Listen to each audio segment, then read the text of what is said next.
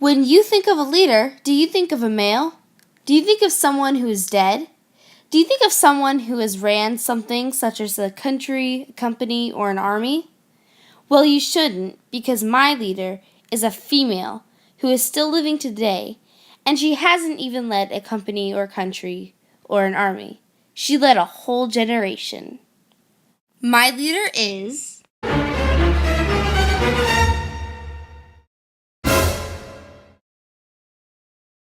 Joanne Rowling, also known as J.K. Rowling. Born on July 31st in 1965 in Yate, Gloucestershire, is a British novelist, best known as the author of the Harry Potter fantasy series. The books have gained worldwide attention, won multiple awards, and sold more than 400 million copies. They have become the best-selling book series in history and have been the basis for a series of films which became the highest-earning film series in history. In 1990, Rowling was on a 4-hour delayed train trip from Manchester to London when the idea for a story of a young boy attending a school of wizardry came fully formed in her mind. There were 6 sequels, the last, Harry Potter and the Deathly Hallows, in 2007. Since then, Rowling has written 3 books for adult readers. She will release a book called Very Good Lives, The Fringe Benefits of Failure and the Importance of Imagination this April. She is the United Kingdom's best-selling living author. In 2007, Time magazine named her runner-up for its Person of the Year, noting the social, moral, and political inspiration she has given her fans. In October 2010, Rowling was named the most influential woman in Britain by leading magazine editors. She has donated hundreds of millions of dollars to existing charities and to her own charity called Lumos. Rowling inspired many with her rags to riches life story. Rock bottom became the solid foundation on which I rebuilt my life is one of her many famous quotes. 7 years after she graduated from the University of Exeter, Rowling saw herself as a failure. She was divorced, unemployed, on government welfare, and a mother of a little child, with much sadness of her own mom's passing. She describes her failure as important because it freed her from the inessential things in life, allowing her to focus on her own passion for writing. After the idea of Harry Potter came so clearly in her head, she began to write immediately, while her daughter was napping and whenever else she could write. She would also transcribe on her old manual typewriter. In 1995, Rowling finished her manuscript for Harry Potter and the Philosopher's Stone. The book was submitted to 12 publishing companies. They all rejected it. Finally, in 1996, Bloomsbury, a publishing house in London, began to publish J.K. Rowling's creation.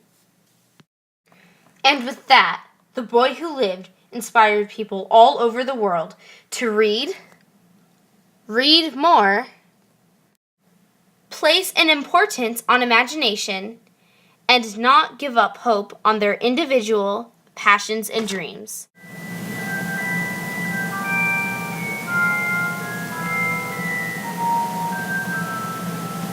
Two years after the first book was published and retitled Harry Potter and the Sorcerer's Stone, the second and third sequels followed and gained considerable attention from kids and teens. Bloomsbury publishers realized that adults were intrigued and designed new covers to attract adults. And it worked. According to UK News in The Guardian, 84% of teachers say The Boy Wizard has had a positive impact on children's reading abilities. Librarians, parents, kids, and teachers seem to agree that Harry Potter books boost children's reading ability and encourage them to read more complex books. It sweeps the reader in, and the books in the series are longer at the end. A survey done by the Federation of Children's Book Groups found that more than a third of teachers felt that the books had a greater impact on literacy than UK's National Literacy Strategy. 83% felt that Harry Potter was a good role model for children, and more than 3/4 loved the series themselves.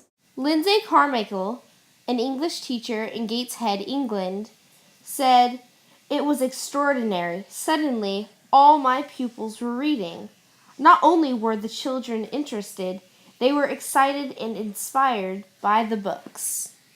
A Waterstones book retailer, Debbie Williams, comments, "I think Harry Potter has had a big impact on literacy, especially in encouraging boys to read more books. Reading books is now cool." This is Miss Terry Deere, who holds a master's degree in library and information science. She is the librarian and computer teacher at my school. Thank you, Miss Deere, for sharing your perspective on my following questions. When the first book of the Harry Potter series, Harry and the Sorcerer's Stone, came out in 1997, did you notice an increased interest in kids of various ages and adults wanting to read and read a longer book? And what are the positive impacts when teens, kids, parents, and grandparents can all enjoy the same book? Go. Okay, I was amazed when I saw the response to the Harry Potter books, because I'd never seen that kind of widespread reaction to any children's book. And I think it is marvelous. I think it's unquestionable that those books have brought more children into reading, particularly boys, and into reading longer materials, because, of course, the Harry Potter books start short, and then as they go along, they get longer and longer, so you're just sort of automatically drawn into a longer story. And any book like that that allows children and the adults in their lives to read the same thing and enjoy the same story is wonderful, because it gets communication going across the generations and discussion, and that's always good. J.K. Rowling gives speeches about the importance of imagination and the benefits of taking risks. She made a speech about this, and it will soon be released as a book called Very Good Lives: The Fringe Benefits of Failure and the Importance of Imagination. Do you think she is an inspiration to people who have failed at something but have the focus and dedication to continue following their dreams? Action.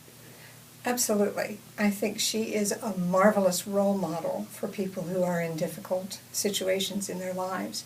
She was a woman with a child, had separated from her husband, was writing these stories at night when her child was asleep.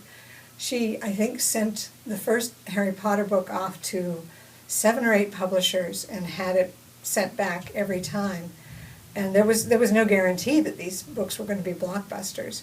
So just the fact that she stayed with it, that she had the story in her head and she believed in it and kept sending it out, I think that makes her a remarkably good example of someone who has persevered and risen over their circumstances. Thank you so much for this interview. You're very welcome. Waterstone's Harry Potter report found that the series have spurred a cultural shift towards children's literature in media coverage and in retail space. From Sydney, Australia, the Education Department's Deputy Director, Alan Laughlin, said that the Harry Potter publishing phenomenon was partly responsible for the lift in literacy because it had taken reading out of the egghead realm. There was a study by the National Endowment for the Arts called Reading at Risk, stating that the Harry Potter books enchanted the struggling readers and helped kids discover the pleasure of reading.